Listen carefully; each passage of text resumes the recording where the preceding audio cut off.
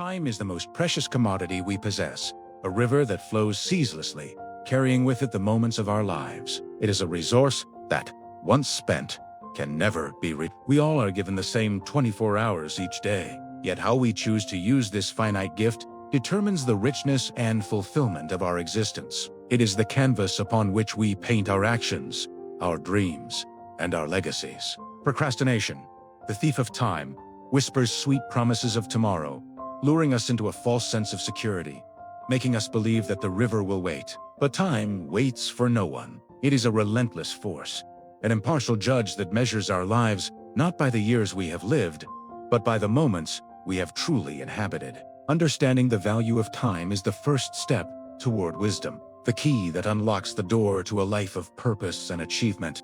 Every tick of the clock is a reminder of an opportunity passing, a chance to learn, to grow, to love, and to make a difference. Wasting it is akin to throwing away gold, for its value is immeasurable. The wise among us cherish each second, for they know that the grand tapestry of a well-lived life is woven from the threads of well-spent moments. They understand that the future is not a distant shore to be reached eventually, but a destination built with the bricks of today's efforts. The present moment is all we ever truly have, a powerful point of creation where all possibilities converge. By honoring the now, by seizing the day, we honor the very essence of life itself. The sun rises and sets, seasons change, and years fly by.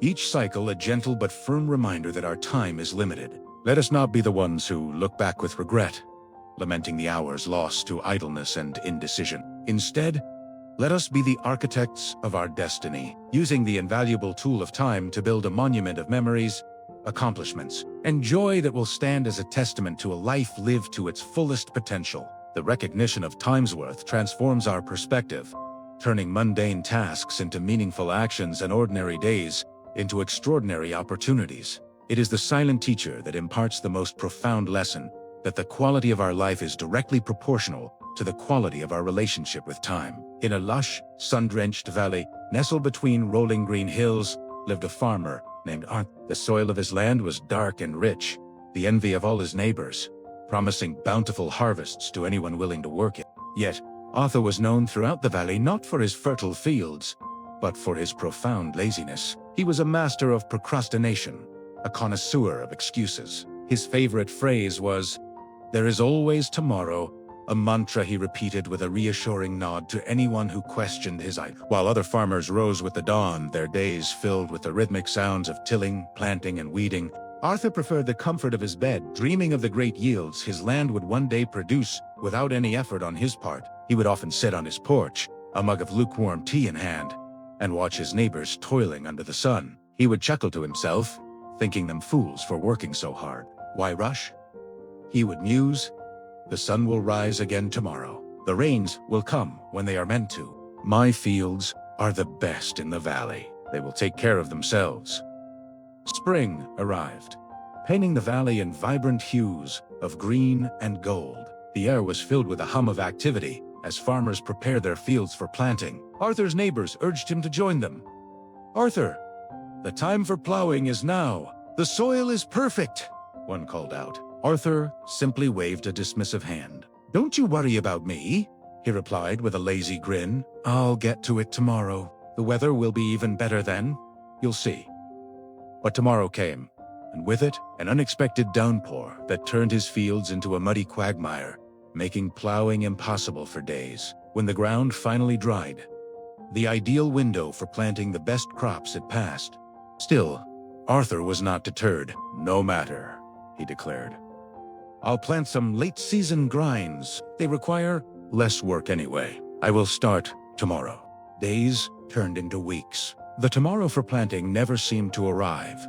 Arthur found countless reasons to delay. One day, the sun was too hot. The next, a cloud in the sky threatened a non-existent storm. He spent his time napping in the shade of a large oak tree, telling himself that a well-rested farmer is a more efficient one. He convinced himself that planning was just as important as doing, and he spent countless hours planning the magnificent harvest he would one day reap, all without ever sowing a single seed. Summer blazed across the valley. The fields of his neighbors were now a sea of healthy, green stalks, swaying gently in the breeze, promising a rich harvest. Arthur's fields, in stark contrast, were a chaotic mess of overgrown weeds and untamed thistle. The rich, dark soil was choked, its potential suffocated by neglect. Passing travelers would often mistake his farm for an abandoned plot of land. Even the birds seemed to avoid it, as if they knew no sustenance could be found there. His wife, a patient and hardworking woman named Eleanor, pleaded with him. "Arthur, please," she would say, her voice laced with worry. "It is not too late.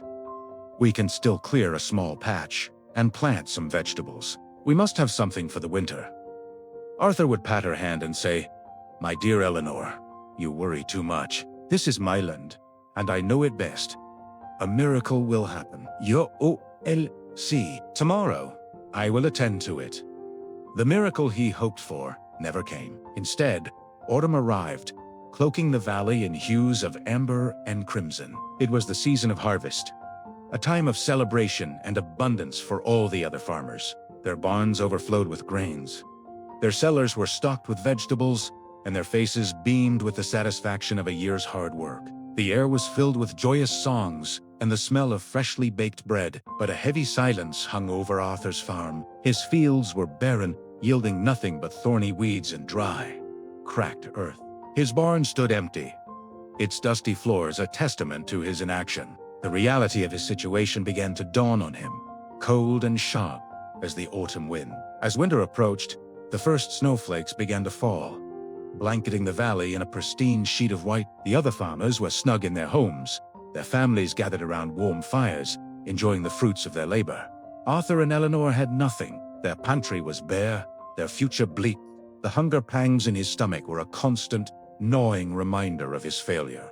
One evening, shivering from cold and weak from hunger, Arthur looked out his window at the neighboring farm. He could see the warm, golden lights spilling from their windows and hear the faint sounds of laughter. A profound and bitter regret washed over him. He finally understood the weight of his favorite phrase. Tomorrow had always been a comforting illusion, a thief that had robbed him of his present, his opportunities, and his future. He had owned the most fertile land, but his laziness had turned it into a wasteland. He had been given the gift of time, and he had squandered every precious moment. He fell to his knees, tears of remorse streaming down his face. He had waited for a miracle, but the real miracle was the opportunity he had every single day, the opportunity to work, to create, and to provide. It was an opportunity he had cast aside, always believing there would be another. In his sorrow, Arthur learned the harshest but most valuable lesson of his life. Time once lost is lost forever, and the harvest of life is reaped only from the seeds of action planted today, not in the barren fields of tomorrow. The story of Arthur the lazy farmer is a timeless parable, a tale of light that illuminates a fundamental truth about our existence. It serves as a powerful reminder that the universe rewards action, not intention. Arthur's fertile land represents the immense potential that lies within each of us, our talents, our dreams, our opportunities. This potential, however, is like a seed. It holds the promise of a mighty tree, but if it is left on a shelf, unplanted and unnurtured, it will remain just a seed, its promise unfulfilled. The soil of our lives is tilled with effort, watered with persistence, and weeded with discipline. The sun and rain, the elements of nature in the story, represent the external factors and opportunities that come our way, but they can only nourish what has already been planted. They cannot create a harvest from an empty field. Arthur's folly was his belief that his innate advantage to fertile land was enough. He failed to understand that potential is not a substitute for performance. This is a trap many of us fall into. We may be blessed with intelligence, talent, or favorable circumstances, and we become complacent, believing that success will simply fall into our laps. We spend our days dreaming of the magnificent castles we will build, yet we never lay the first stone. The tomorrows that Arthur clung to are the siren song of procrastination that whispers to us all. It is the comfortable lie that we have an infinite supply of time, that the urgency of the present moment can be safely ignored. But each sunrise is not a guarantee of another. It is a finite opportunity, a single, precious coin from our limited treasure. When we say, "I'll do it tomorrow," we are borrowing from a future that we may not have, and we are diminishing the only reality we possess, the now The story's climax, with Arthur facing a barren winter while his neighbors feast, is a stark depiction of the law of cause and effect. The joy and abundance of the hardworking farmers were not a matter of luck.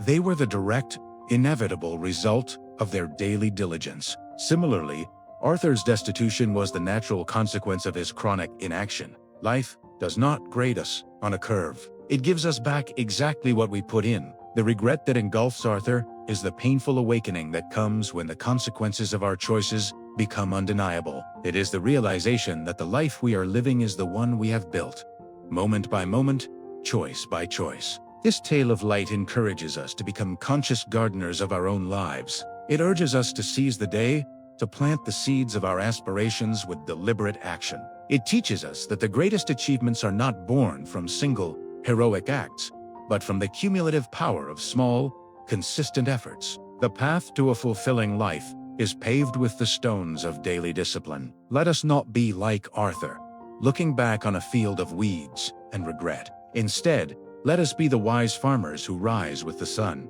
who embrace the work, and who, at the end of our season, can look upon a bountiful harvest with a heart full of gratitude and the deep, satisfying knowledge that we made the most of the precious time we were given. For in the end, the story of our life will be the story of how we spent our days.